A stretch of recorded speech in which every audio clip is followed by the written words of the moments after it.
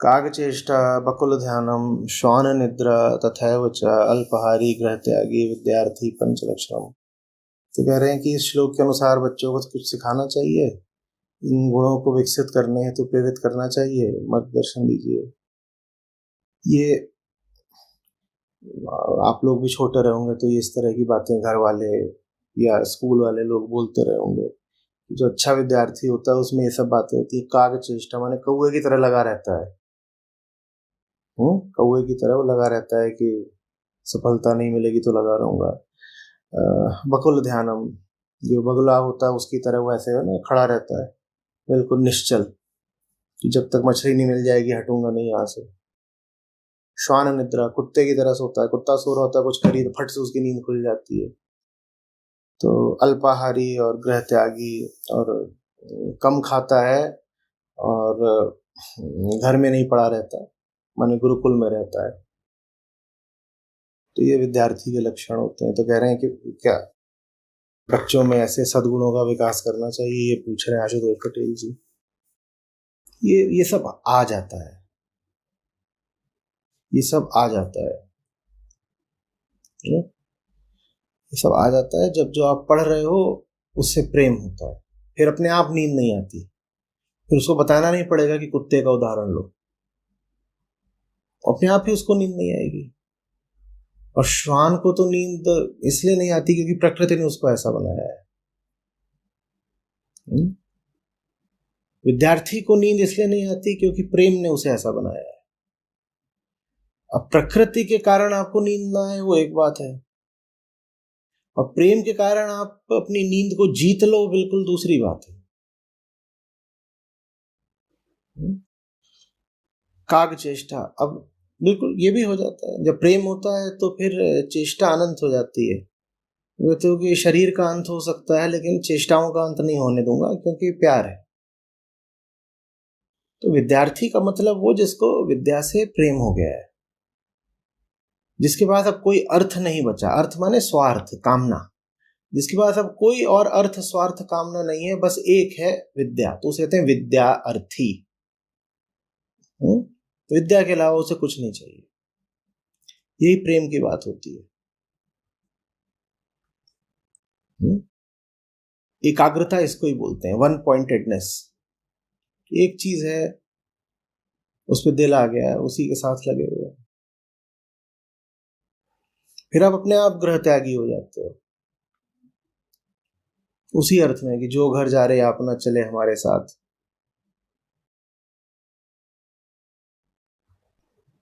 बहुत बातों पर मत ध्यान दिया करिए, एक बात पर ध्यान दिया करिए। एक साधे सब सधे।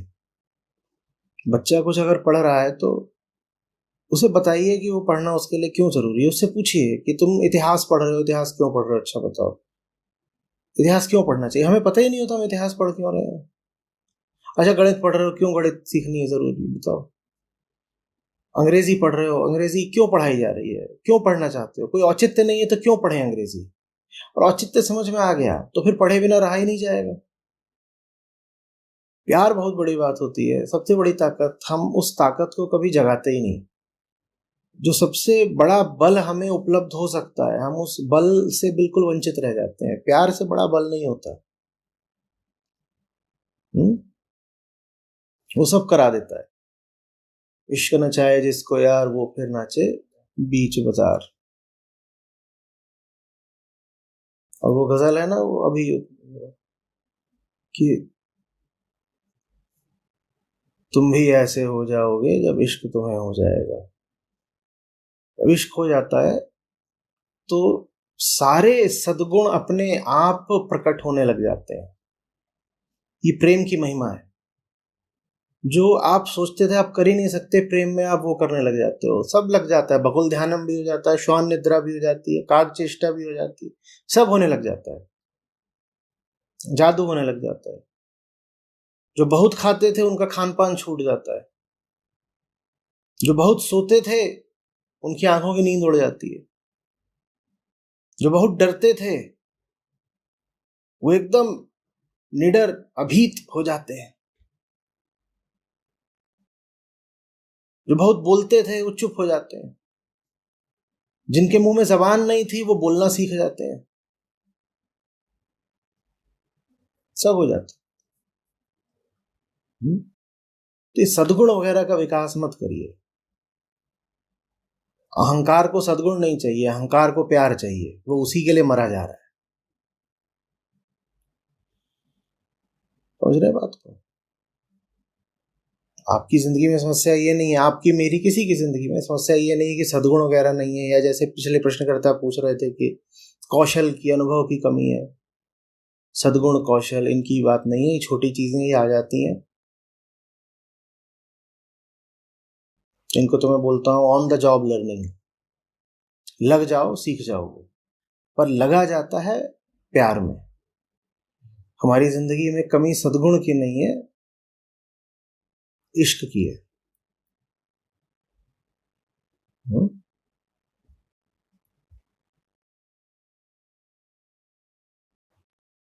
सब सीख जाता है आदमी, on the job, on the go, सब सीख जाता है।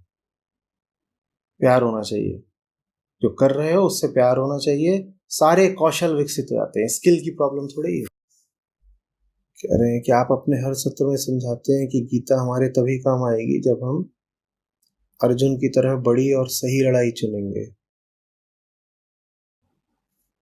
अर्जुन बड़ी लड़ाई चुन पाए, इसके पीछे कहीं ना कहीं द्रोणाचार्य द्वारा बचपन से सिखाए गए जीवन कौशल थे। मेरी उम्र 30 वर्ष है, 4 माह से मुझे आपके माध्यम से गीता तो मिल रही है, पर जीवन में कुछ कौशल नहीं सीखा हुआ है। तो सही संघर्ष चुनने के लिए जीवन कौशल कितने जरूरी है। अपने जीवन के तो 30 वर्ष देखता हूँ पिछले, तो बस घबराहट होती है, कृपया मार्गदर्शन करें। नहीं, द्रोणाचार्य के द्वारा जो उनको सिखाया गया उसकी वजह से अर्जुन नहीं हो गए। सर्वश्रेष्ठ धनुर्धर थे, बहुत अच्छी बात है, लेकिन फिर सर्वश्रेष्ठ गदाधारी भी तो थे वहां पे। और सर्वश्रेष्ठ भालाधारी भी थे। तो उनको क्यों नहीं गीता मिल गई? तो आपने जो यहाँ पर एक तो बात लिखी है कि अर्जुन बड़ी लड़ाई चुन पाई, इसके पीछे कहीं ना कहीं द्रोणाचार्य द्वारा बचपन से सिखाए गए जीवन कौशल थे। देखिए ये बात गलत हो गई ना। अगर अर्जुन सर्वश्रेष्ठ धनुर्धारी है तो भीम सर्वश्रेष्ठ गदाधारी है। भीम को तो गीता नहीं मिली, क्यों नहीं मिली? तो बात द्रोणाचार्य की नहीं है, बात कृष्ण की है, बात कृष्ण की है।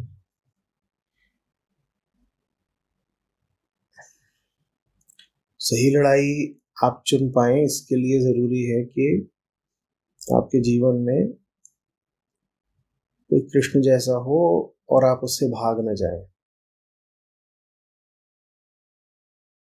अर्जुन का भी भागने का बहुत मन कर रहा था। पहला पूरा अध्याय यही है कि मैं तो चला, मैं नहीं रुक रहा। ये सब लड़ाई झगड़ा दंगा फसाद ये अच्छी बात नहीं है, मैं तो जा रहा हूँ केशव।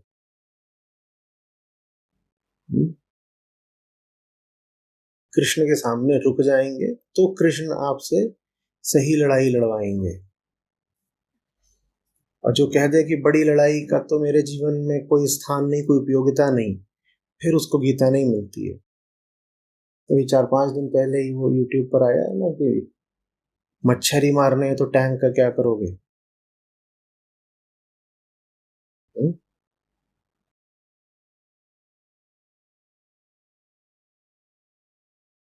जो पहला है सदा वही पहले आता है।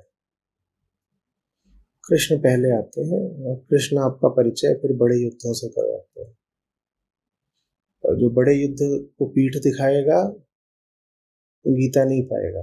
पहले ही अध्याय में अर्जुन ने बोल दिया होता मुझे लड़ना ही नहीं है, आप चाहे जो बोल लीजिए, मैं जा रहा हूँ, सोने दो, भाईचारा निभाना है, जा रहा हूँ, गले गले मिलूंगा अपने भ्राताओं से। तो गीता पहले अध्याय के आगे ही नहीं बढ़ती, फिर वो पहले अध्याय में समाप्त हो जाती। रजामंदी होनी चाहिए कि संघर्ष आगे बढ़ाऊंगा, तो फिर गीता आगे बढ़ती है। जो संघर्ष से बच रहा है वो गीता से बच रहा है। जिसका संघर्ष जहां पर रुक जाएगा उसके लिए गीता वहीं पर रुक जाएगी,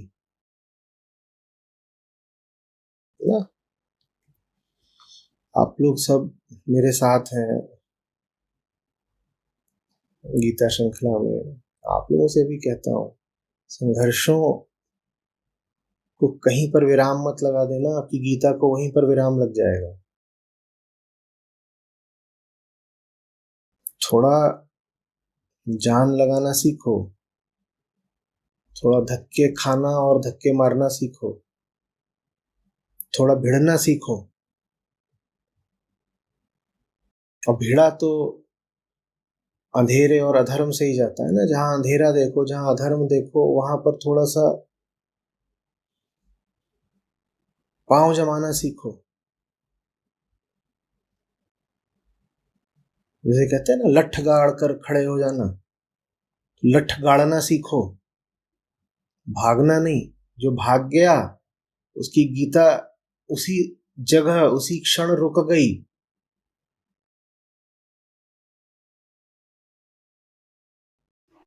आप में से कुछ लोग तर्क दिया करते हैं, कहते हैं देखो हमें क्या करना है इधर उधर संघर्ष करके, हमें तो गीता से मतलब है। ये पागलपने का तर्क है। गीता आपको उतनी ही मिलेगी जितना आप संघर्ष करोगे। जो संघर्ष से बच रहा है, जो कुरुक्षेत्र में बाण नहीं चला सकता, जो अधर्म के खिलाफ मुंह भी नहीं खोल सकता, उसको गीता मिलेगी ही नहीं। और आप कह रहे हो कि हमें युद्ध थोड़ी करना है, हमें तो गीता पढ़नी है। गीता कोई किताब है क्या कि खोलोगे और पढ़ लोगे?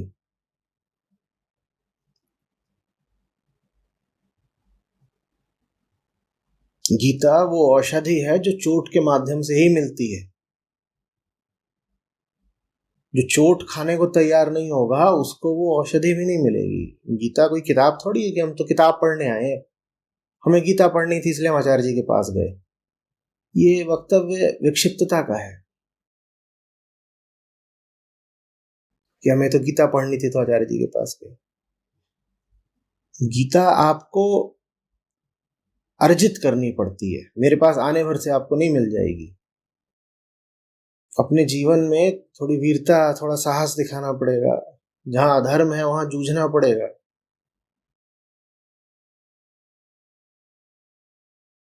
जो दबे दबे जीना चाहते हो, गीता उनको नहीं मिलेगी, उनके लिए खुलेगी ही नहीं। जो छुपे छुपे जीना चाहते हो, गीता उनको मिलेगी ही नहीं। They are not even showing up. छुपे छुपे है ना, जो शो अप ही नहीं हो रहे। जैसे ही कहा शो अप नहीं हो रहे, मुझे फिर कम्युनिटी के लोगों की याद आ गई। याद है वो कम्युनिटी पे भी नहीं कभी सामने आते, वो कुरुक्षेत्र में क्या सामने आएंगे? उनको गीता कभी मिलेगी ही नहीं।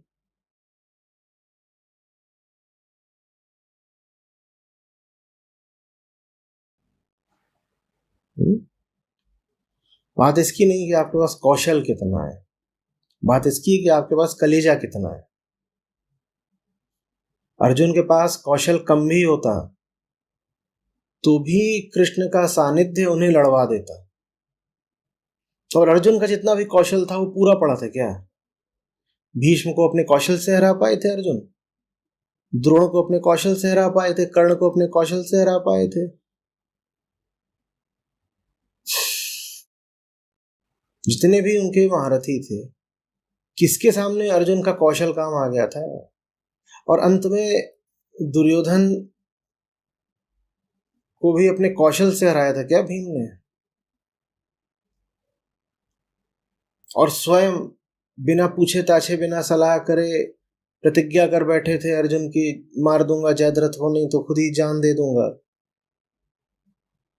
तब अर्जुन को अर्जुन के कौशल ने बचाया था क्या? तो अर्जुन के कौशल की बात नहीं है। कौशल तो किसी का भी संपूर्ण नहीं होता, ना आपका ना मेरा। हम सब इंसान हैं और इंसानों में कमियां तो रह ही जाती हैं। आप ये प्रतीक्षा करते रहेंगे कि आपका कौशल जब पूरा होगा तब आप युद्ध में उतरेंगे, तब तो हो चुका। कौशल कभी पूरा नहीं होगा, जीवन पूरा हो जाएगा। मैं कह रहा हूं कलेजा चाहिए, लठ गाड़ने का, भिड़ जाने का। फिर गीता आ जाती है, कहते इतना बड़ा युद्ध इसने अपने जीवन में खोल लिया है, अब इसको सहायता की जरूरत है। फिर गीता आ जाती है।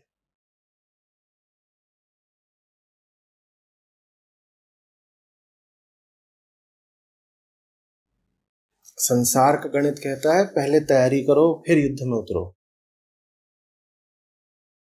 गीता का गणित दूसरा है। गीता का गणित कहता है सही युद्ध चुनो,